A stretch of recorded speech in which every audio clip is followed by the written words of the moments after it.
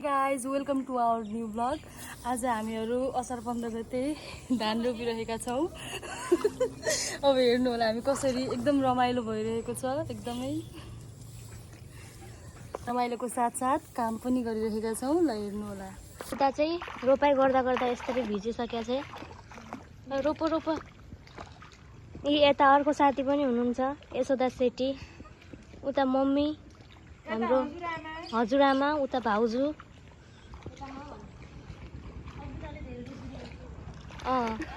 देखिरहेछन्।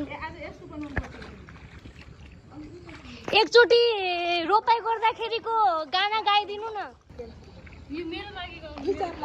ल स्टार्ट। ल ओके। ल सानो छ खेत सानो छ बारी सानो छ जहान नगरी काम पुग्दैन खान साँझ र बिहान बिहान पख झुल्किन्छ घाम देउराली पाखामा असारे गीत भन्दिन्छ अनि सुरिलो भाकामा छुपुर छुपुर हिलोमा धान रोपेर छोडाउँला बगाई पानी आएर गोला भनेर सानो पटुकी रातो बनेर झरेकी सुसेली खोला पानी देख्ला कसरी तरेकी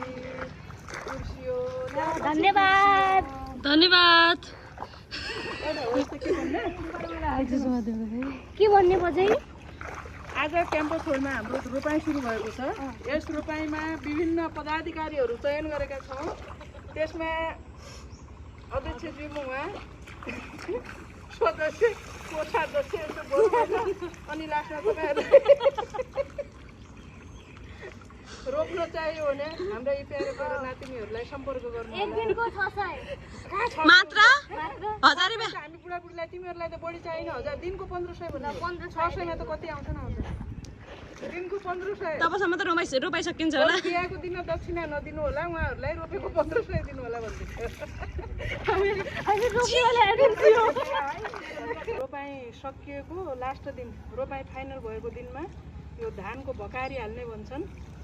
यसलाई चाहिँ धानको मुन्टा काटेर यसलाई चाहिँ भुरुडी भन्छन्। मलाई चाहिँ खासै भुरुडी बनाउन आएन। अनि के गर्छन् भन्नुसरी सिकाइदिनु त्यो अनि यो यसरी यहाँ डोब्ने यो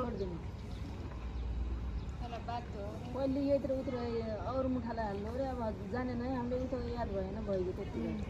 ल धरती माता अन्न माता भनेर हामी आज चाहिँ रोपाइँलाई समापन गर्दछौँ।